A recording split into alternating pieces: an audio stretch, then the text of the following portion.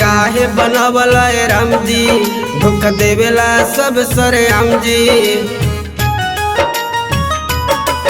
प्यार काहे बनावल राम जी, धोखा देवेला सब सरे आम जी।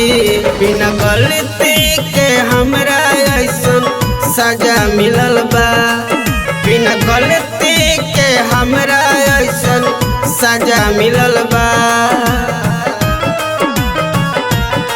प्यार कैनी बेवफा से दगा मिलल बा, प्यार कैनी बेवफा से दगा मिलल बा।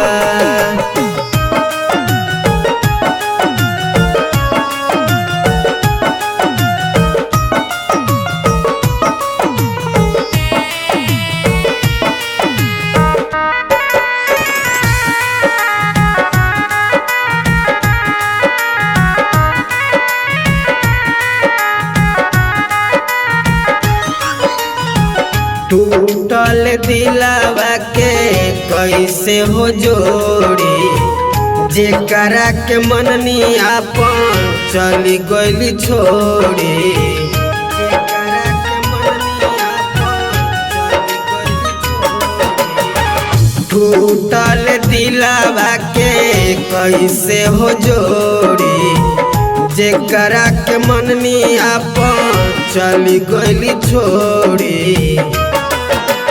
प्यार से भरोसा उठल जब से जिंदगिया लूटल, जवन जखम लेके ढोवा तनी ताजा मिलल बा, जवन जखम लेके ढोवा तनी ताजा मिलल बा। प्यार कैनी बेवफा से दगा मिलल बा, प्यार कैनी बेवफा से दगा मिलल बा।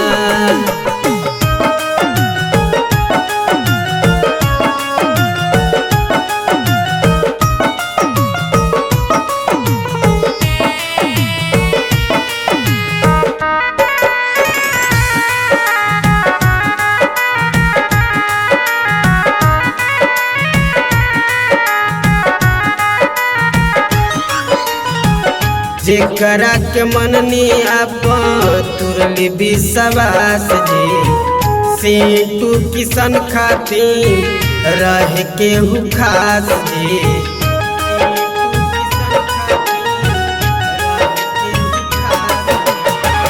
जेकरा के मननी आपन तुरली विश्वास जी, सीटू किसन खातिर रह के हु खास जी।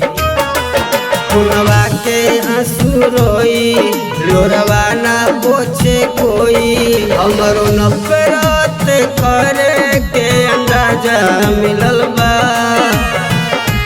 हमरो नफरत करे के अंदाजा मिलल बा। प्यार कैनी बेवफा से दगा मिलल बा, प्यार कैनी बेवफा से दगा मिलल बा।